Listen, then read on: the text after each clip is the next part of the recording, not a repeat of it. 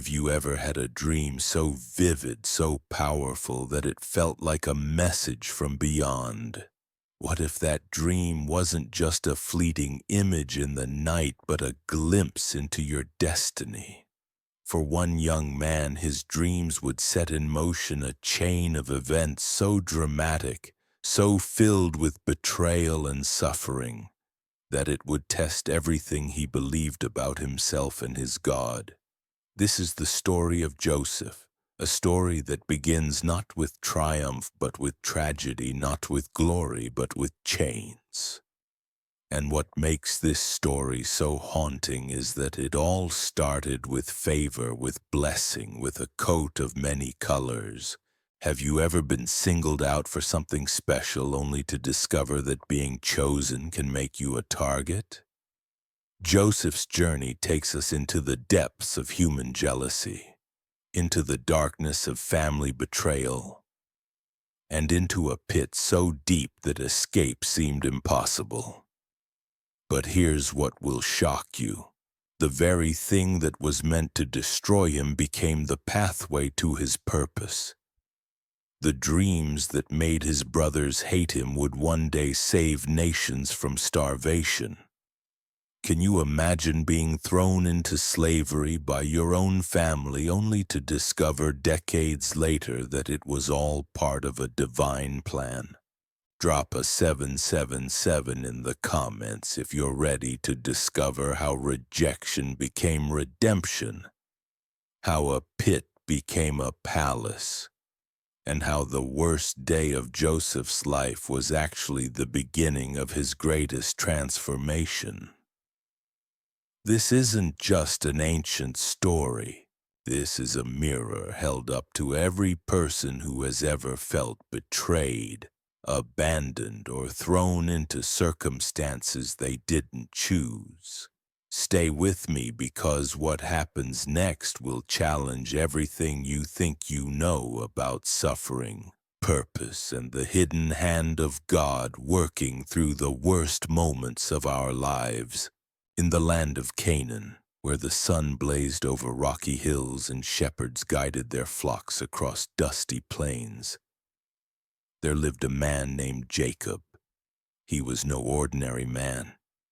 He was the grandson of Abraham, the one to whom God had promised descendants as numerous as the stars.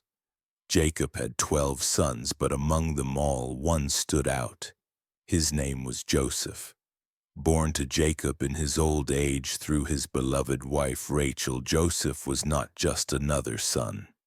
He was treasured, favored, beloved in a way that his brothers could see and feel every single day. Jacob made no secret of his affection.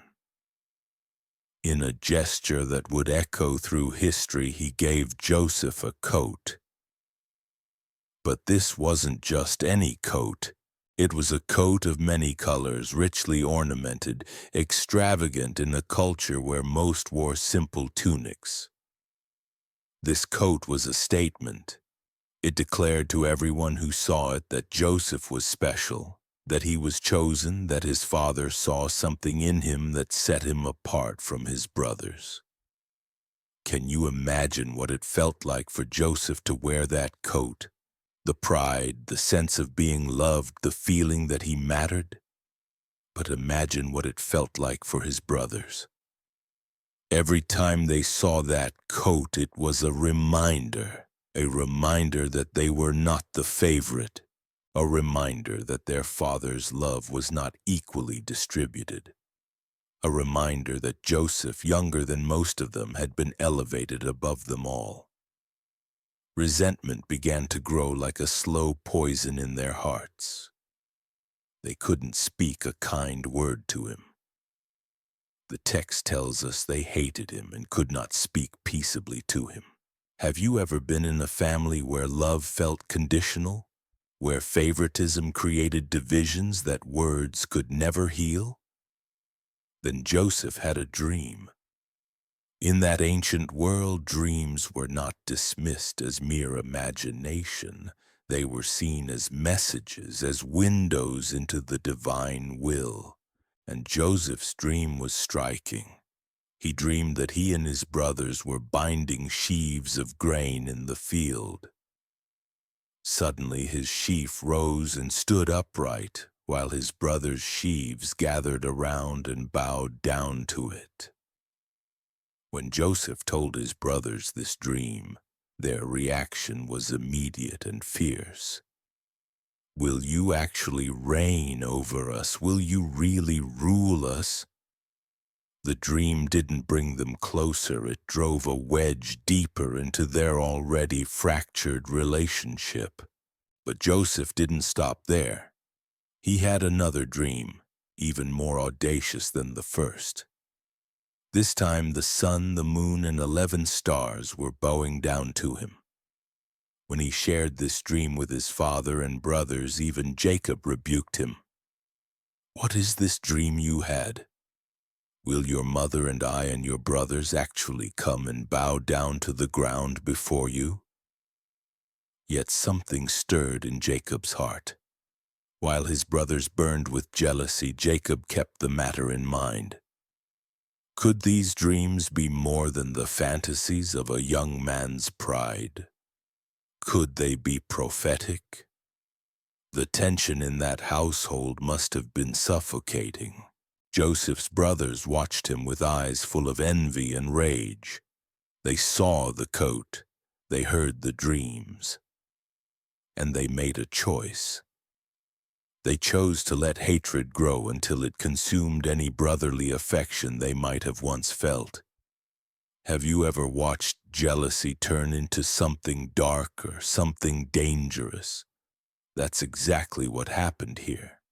The seeds of betrayal were being planted, watered by resentment, nurtured by comparison, and soon they would bear the darkest fruit.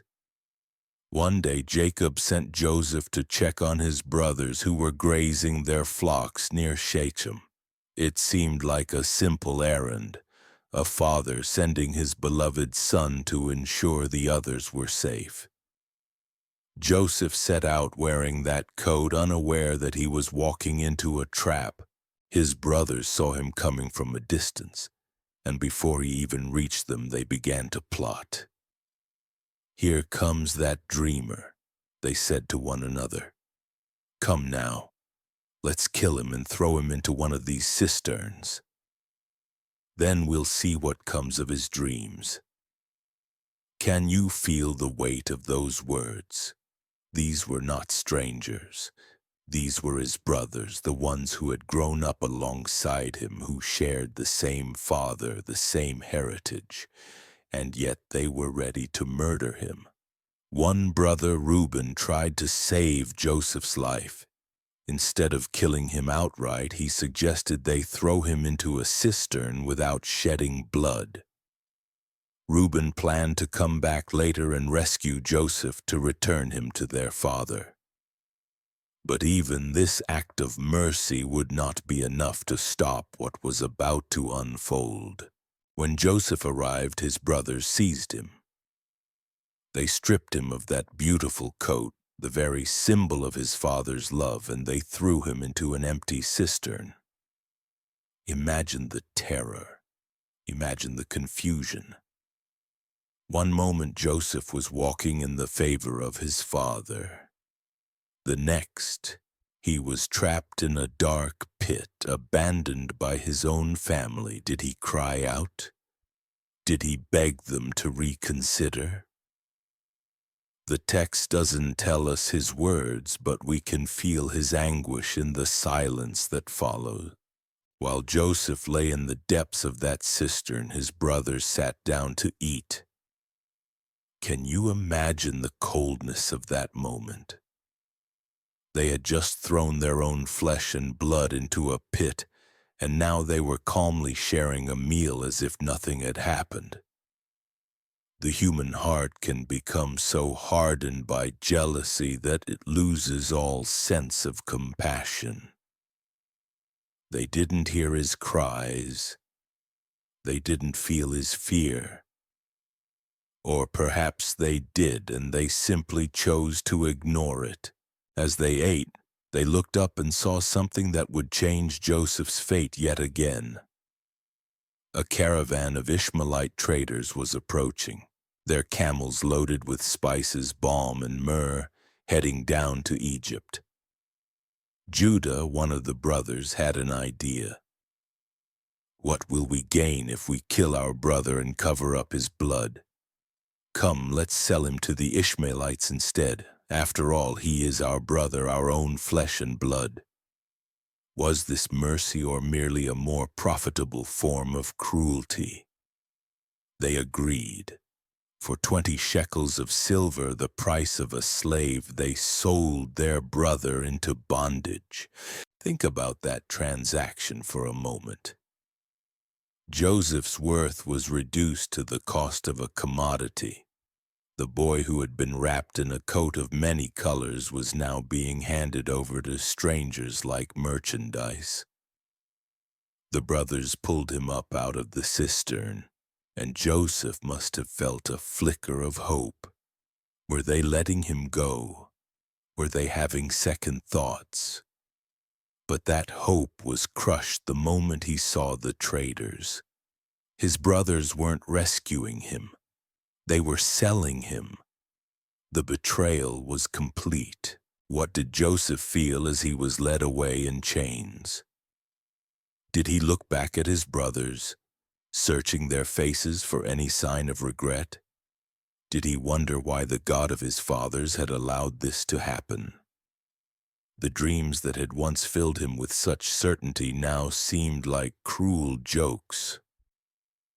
How could he ever rule over his brothers when he was being dragged away as a slave? Every step away from his homeland must have felt like another nail in the coffin of his destiny. Meanwhile, the brothers had to cover their tracks.